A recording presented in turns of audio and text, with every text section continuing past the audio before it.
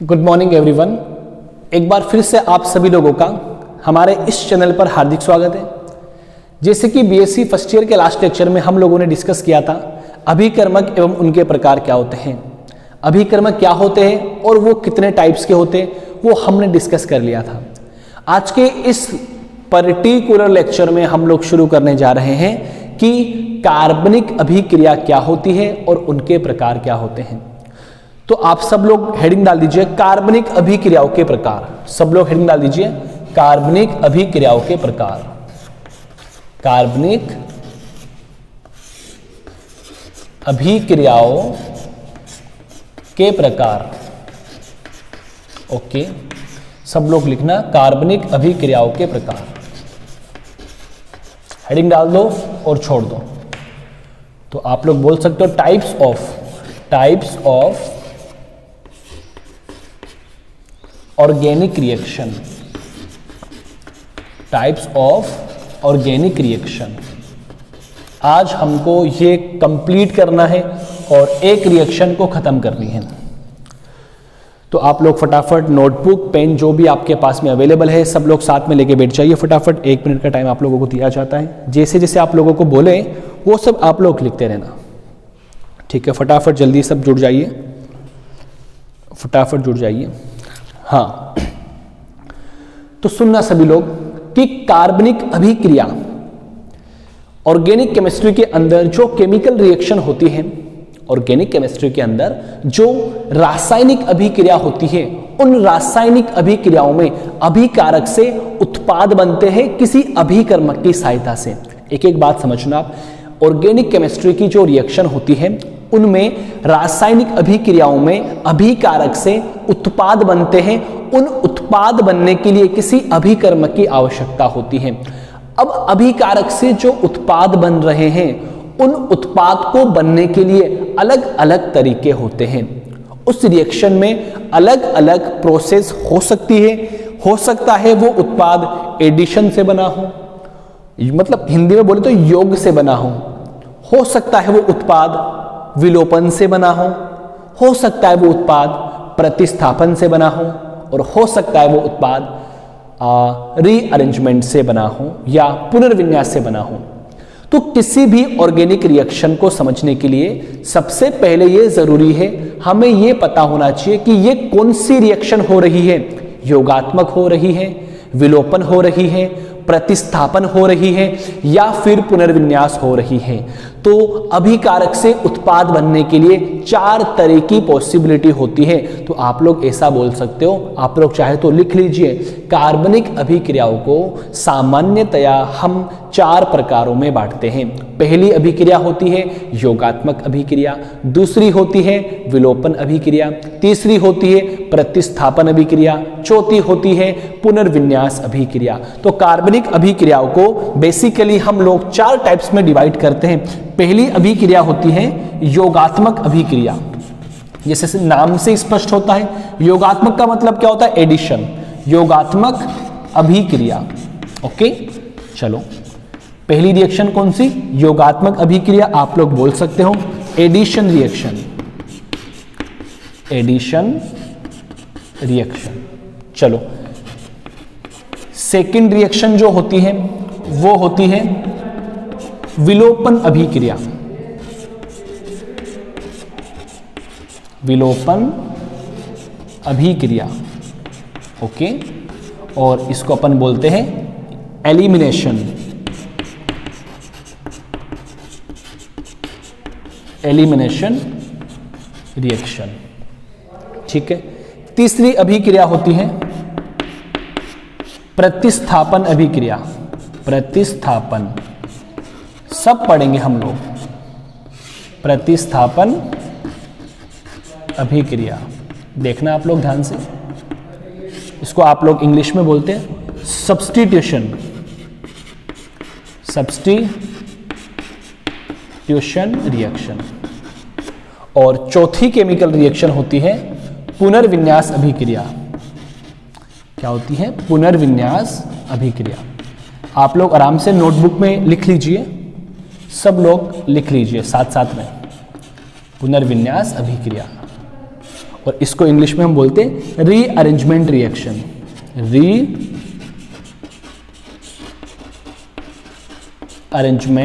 Reaction. Okay, देखना 4 प्रकार की केमिकल रिएक्शन को हमें पढ़ना है, जिसमें से पहली केमिकल रिएक्शन होती है addition reaction, second chemical reaction होती है elimination reaction, third chemical reaction होती है substitution reaction and fourth chemical reaction होती है रीअरेंजमेंट रिएक्शन। अब एक एक बात ये समझने वाली है। सबसे पहले हम लोग शुरू करेंगे योगात्मक अभिक्रिया क्या होती है। तो योगात्मक अभिक्रिया को आप समझ लोगे तो आपको जानकारी हो जाएगी कि केमिकल रिएक्शन में अभिकारक से उत्पाद कैसे बनता है। जैसे ही आप योगात्मक अभिक्रिया पढ़ लोगे, फिर हम लोग शुरू करेंगे एलिमिनेशन अभिक्रिया। अब जिसको योगात्मक अभिक्रिया आती है उसको एलिमिनेशन भी आती है। क्यों? ये दोनों एक दूसरे की अपोजिट रिएक्शन होती है। आपको पता लगेगा जब हम इसको शुरू करेंगे। फिर हम लोग शुरू करेंगे सब्स्टिट्यूशन रिएक्शन, फिर हम शुरू करेंगे रीअरेंजमेंट रिएक्शन। तो एक बार मैं चारों के बारे में थोड़ी जानकारी मैं आप लोगों को देता हूं। देखो, एज द नेम इंडिकेट, नाम क्या दे रहा, नाम से अपने को क्या पता लगा रहा है? योगात्मक अभिक्रिया की ऐसी अभिक्रिया जिसके अंदर कोई परमाणु या समूह जुड़ जाए उसे हम क्या बोलते हैं? योगात्मक अभिक्रिया। एलिमिनेशन अभिक्रिया मतलब बाहर निकलना, ऐसी अभिक्रिया जिसमें अभिकारक अणु में से कोई परमाणु या समूह बाहर निकल जाए उसे हम क्या बोलते हैं? विलोपन अभिक्रिया। एक होती है प्रतिस्थापन अभिक्रिया। इस केमिकल रिएक्शन में क्या होता है कि अभिकारक अणु में कोई एटम या समूह है किसी दूसरे एटम या समूह के द्वारा रिप्लेस हो जाए। मतलब किसी, जैसे ये केमिकल रिएक्शन है, मानो ये कोई रिएक्टेंट है और यहाँ पे ये कुछ एक एटम लगा हुआ है, तो अब क्या होता है इस केमिकल रिएक्शन में जो ये अभिकारक में जो एटम लगा हुआ है या फिर समूह लगा हुआ है, ये किसी अन्य एटम या समूह के द्वारा प्रतिस्थापित हो जाए और दूसरा एटम या समूह इसकी जगह आके जुड़ जाए। एक होती है रीअरेंजमेंट रिएक्शन। इस केमिकल रिएक्शन में ना तो कोई जुड़ता है और ना कोई बाहर निकलता है। किसी केमिकल रिएक्शन की एक स्टेप के अंदर एक ऐसा प्रोसेस होता है जिसमें उस मॉलिक्यूल के अंदर ही क्या हो जाता है? रीअरेंजमेंट हो जाता है। मान लीजिए जैसे मैं यहाँ पे खड़ा हूं और मुझे मैं रीअरेंजमेंट करवाना है, तो आप लोग क्या करोगे? ये एक मेरा राइट वाला हाथ यहाँ से हटाओगे, इसको अगर इसकी जगह लगा दोगे, इसको अगर इसकी जगह लगा दोगे, तो इसको रीअरेंजमेंट बोल सकता हूं मैं। क्या बोल सकता हूं? रीअरेंजमेंट बोल सकता हूं। एक ही मॉलिक्यूल के अंदर हुआ है, ना तो कोई बॉन्ड टूटा है, ना कोई नए की बात कर रहा हूं, ना कोई नया बॉन्ड बना है। नया बॉन्ड थोड़ी बनता है, जो कुछ होता है उस मॉलिक्यूल के अंदर ही होता है। ये होती है 4 टाइप की रिएक्शन। तो सबसे पहले आप लोग हेडिंग डाल दीजिए योगात्मक अभिक्रिया है, मोस्ट इंपॉर्टेंट। सब लोग लिख लेना योगात्मक अभिक्रिया। इसको हम फिनिश करते हैं मैक्सिमम जितना हो सकता है। योगात्मक अभिक्रियाएं, चलो हम शुरू करते हैं योगात्मक अभिक्रियाएं।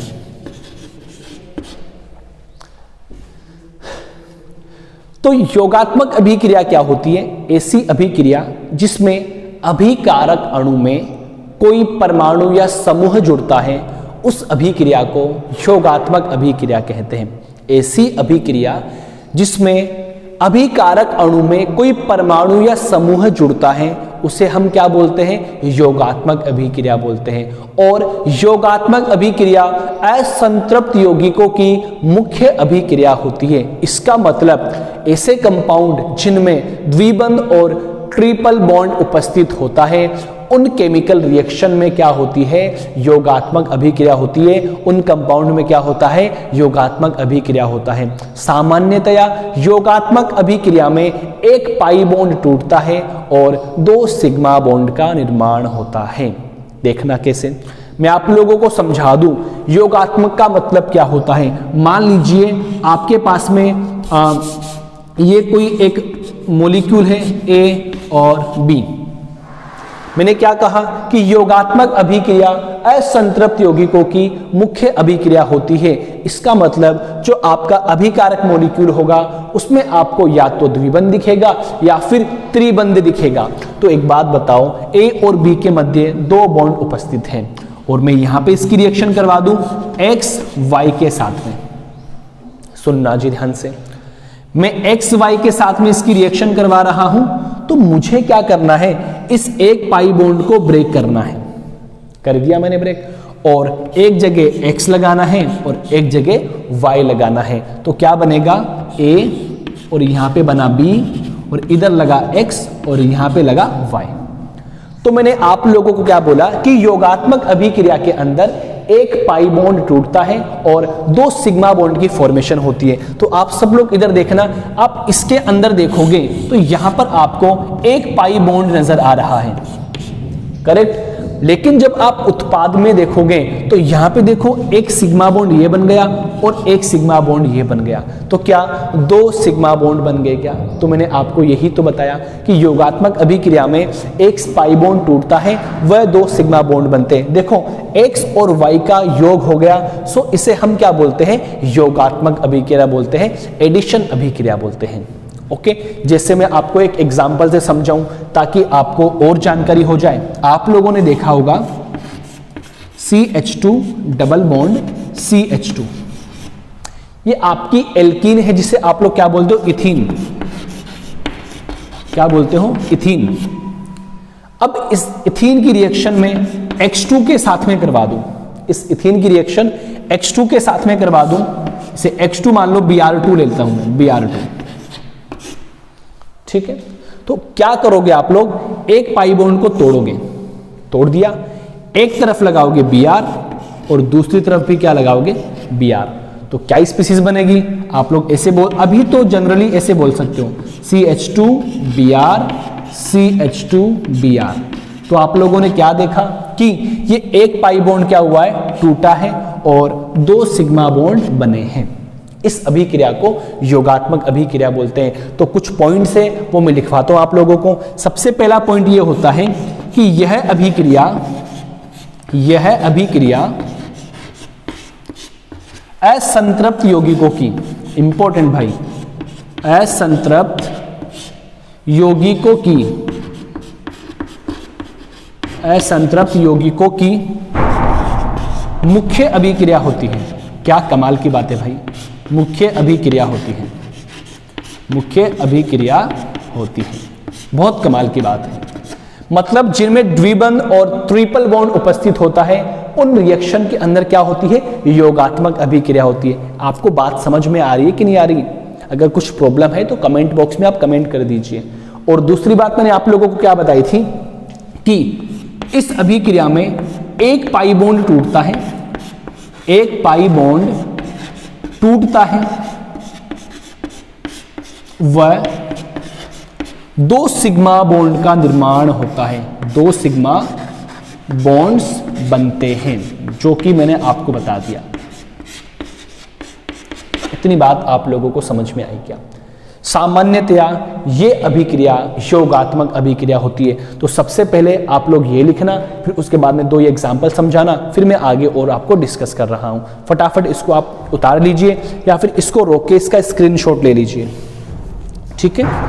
चलो फटाफट आप लोग इसका स्क्रीनशॉट ले लीजिए। ओके, आप लोगों को साफ तो नजर आ रहा है सारा कुछ? नहीं, बहुत बढ़िया दिख रहा है, कोई कमी वाली बात नहीं है, बहुत अच्छा दिख रहा है। तो चलो अब मैं आगे इसको डिस्कस कर रहा हूं कि योगात्मक अभिक्रिया को भी मैं अलग अलग टाइप्स में क्लासिफाई कर सकता हूं। योगात्मक अभिक्रिया को भी मैं अलग अलग टाइप में क्लासिफाई कर सकता हूं और उन रिएक्शन को मुझे समझना है, आप लोगों को समझाना है कि क्या होती है रिएक्शन। तो आप लोग देखना, धीरे धीरे समझना, कोई दिक्कत वाली बात नहीं है, नोट्स भी साथ साथ में बनाते रहना। तो मैं बात करता हूं योगात्मक अभिक्रिया की। योगात्मक अभिक्रिया, ओके, यहां से आपकी एक थीम बनना शुरू हो जाएगी। तो बेसिकली योगात्मक अभिक्रिया 2 प्रकार की होती है। एक तो होती है नाभिक स्नेही, देखो फिर से वही बात आ गई, नाभिक स्नेही योगात्मक, नाभिक स्नेही योगात्मक अभिक्रिया, ओके।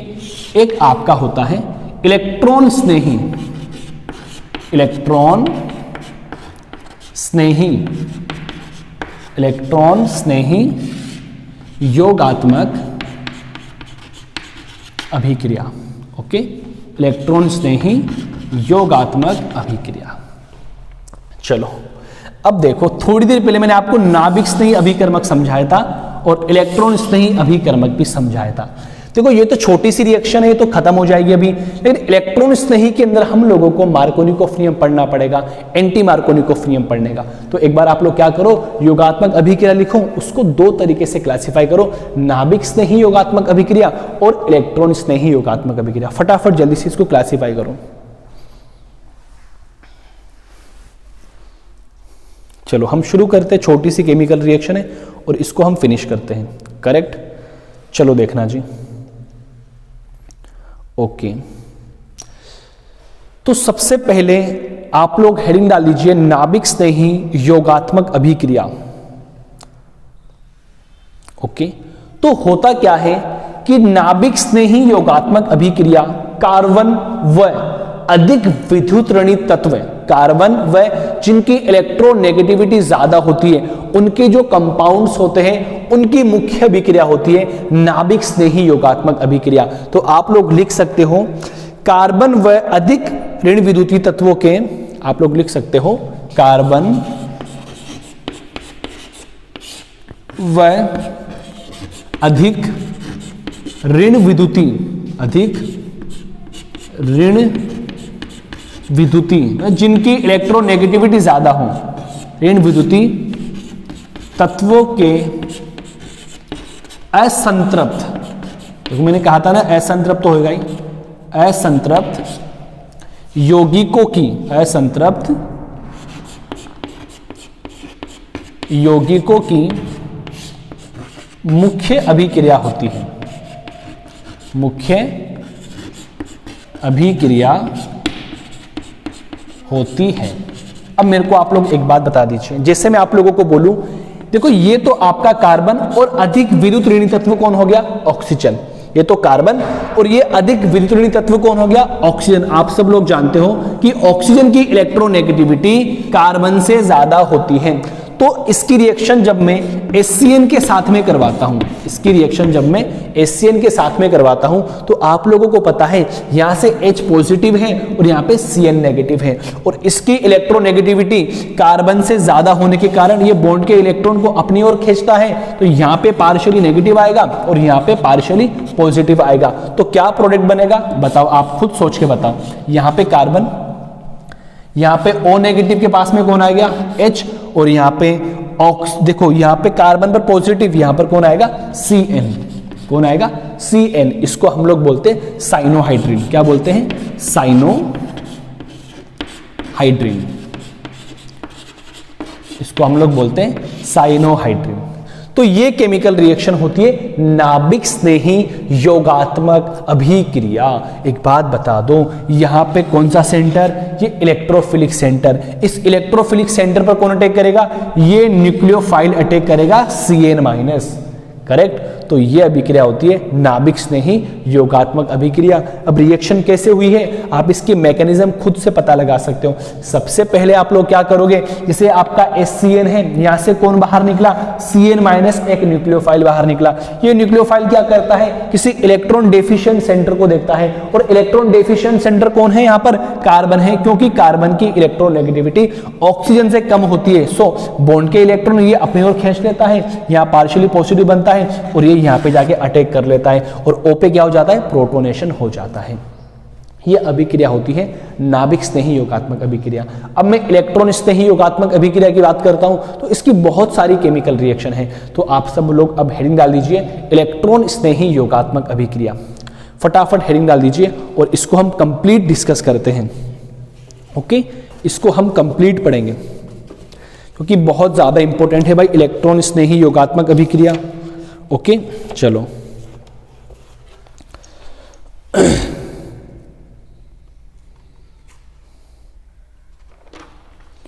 एडिशन ऑफ, चलो चलो चलो चलो देखते हैं, उतार लिया होगा सब लोगों ने।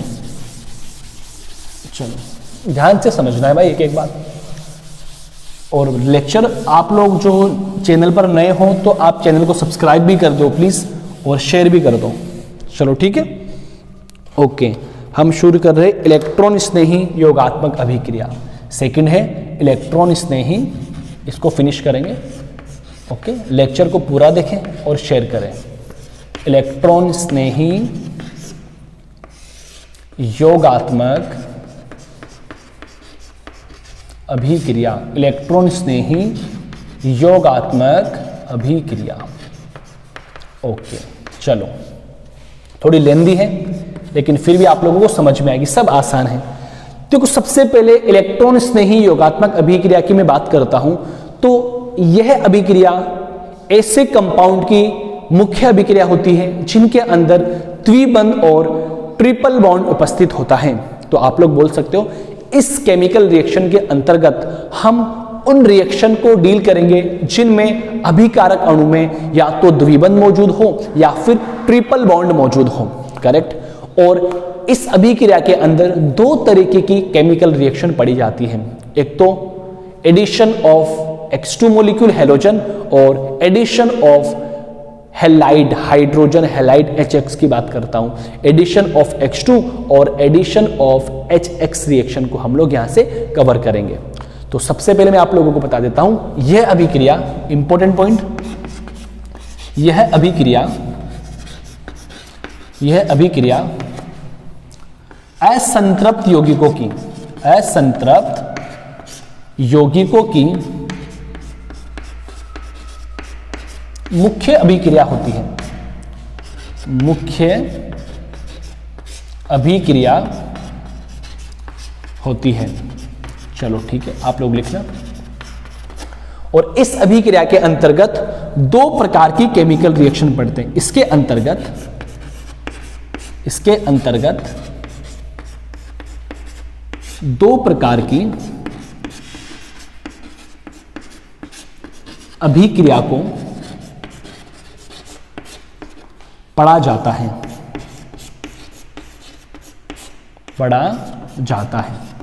ओके। पहली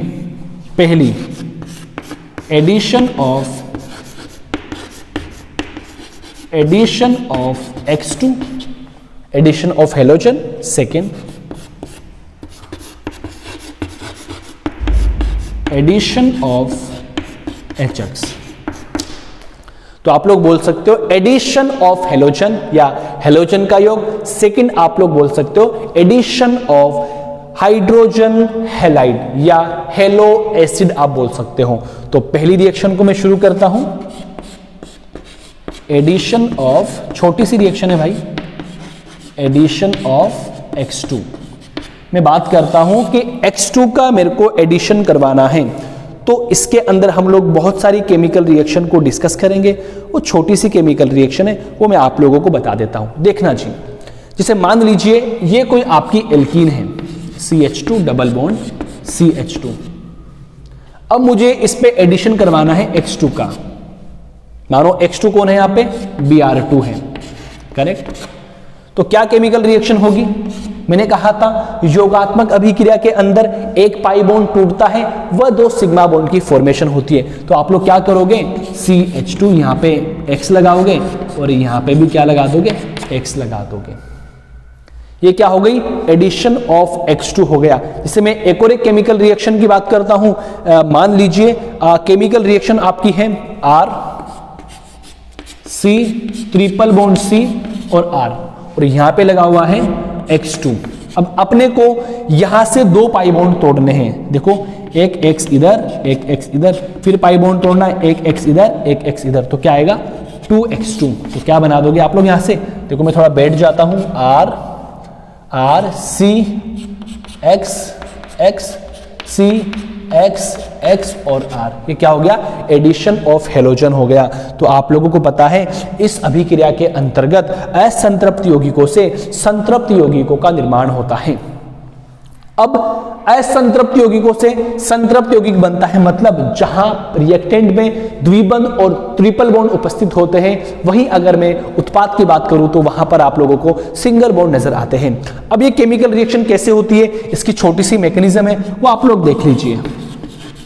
इसकी छोटी सी क्रियाविधि है, वो आप लोग एक बार देख लीजिए। ओके एक बार आप इसका स्क्रीनशॉट ले लो और फटाफट इसको उतार लो, जो भी कुछ करना है इसके साथ में आप लोग कर लीजिए। करेक्ट, ओके देखता हूं। देखो अब इस रिएक्शन के अंदर क्या होता है, आप लोगों को पता है जैसे CH2 double bond CH2 double bond CH2। अब मुझे इसकी रिएक्शन किसके साथ में करवानी है, Br2 के साथ में करवानी है। तो यहां पे सबसे पहले क्या होता है, एक पाई कॉम्प्लेक्स बनता है। क्या बनता है, पाई कॉम्प्लेक्स। देखना आप सब लोग इधर कैसे पाई कॉम्प्लेक्स बनता है, ऐसे यहां पे Br और यहां पे Br, ये नेगेटिव और ये Br पॉजिटिव। करेक्ट। अब होता क्या है, यहां से पाई कॉम्प्लेक्स बनने के बाद में ये तो क्या बन गया, पाई कॉम्प्लेक्स बन गया। और पाई कॉम्प्लेक्स बनने के बाद में एक क्या बनता है, एक CH2 और यहां से Br और यहां से क्या बन जाता है, एक सिग्मा कॉम्प्लेक्स बन जाता है और यहां पे पॉजिटिव चार्ज आता है। करेक्ट। और एक काउंटर आयन कौन आ गया, Br नेगेटिव। अब होता क्या है, ये यहां पर अटैक करता है और इस रिंग को ओपनिंग करवा देता है। तो क्या स्पीसीज बनती है, CH2 यहां Br बना, CH2 यहां Br बना। चूंकि यहां पर Br दोनों एक दूसरे के अपोजिट साइड में है तो इसको हम क्या बोलते हैं, ट्रांस प्रोडक्ट। क्या बोलते हैं, ट्रांस प्रोडक्ट। ये इसकी केमिकल रिएक्शन होती है। इतनी बात आप लोगों को समझ में आई क्या? तो फटाफट आप एक बार बोर्ड पे देख लीजिए, मैं आप लोगों को बताता हूं इस केमिकल रिएक्शन के अंदर हुआ क्या है। देखना जी, ये लो, थोड़ा मैं इसको रोटेट कर देता हूं जी, ये लो। हाँ, इस केमिकल रिएक्शन में आप लोगों ने क्या देखा कि आप लोगों को एल्कीन के ऊपर Br2 का एडिशन करवाना है, तो आपने एडिशन करवा दिया और क्या बना दिया, एक सेचुरेटेड कंपाउंड बना दिया जिसके अंदर 2 सिग्मा बॉन्ड बने हैं। जब मैं इसकी मैकेनिज्म की बात करता हूं तो इसकी मैकेनिज्म के अंदर सबसे पहले मैं एल्कीन की अभिक्रिया Br2 के साथ में करवाता हूं तो एक पाई कॉम्प्लेक्स बनता है। देन क्या बनता है, एक सिग्मा कॉम्प्लेक्स, एक काउंटर एंड Br आयन क्या करता है, यहां पर अटैक करता है, इसको बाहर निकालता है, मतलब इसकी रिंग ओपनिंग करवा देता है और एक ट्रांस प्रोडक्ट बन जाता है। ये तो होता है एडिशन ऑफ X2। अब इसके बाद में क्या आता है, एडिशन ऑफ HX। और एडिशन ऑफ HX में 2 नियम पढ़ते हैं, मार्कोनिकोफ नियम और एंटी मार्कोनिकोफ नियम। ठीक है, तो मैं आप लोगों से इतनी सी गुजारिश करना चाहूंगा, वो लेक्चर हम लोग कल डिस्कस करेंगे। सो आप लोगों से गुजारिश है आज आप यहां तक देखें और आने वाले लेक्चर को भी आप अच्छी तरीके से देखें। तो अभी मैं आपके सामने अलविदा लेता हूं। Thanks for watching this video.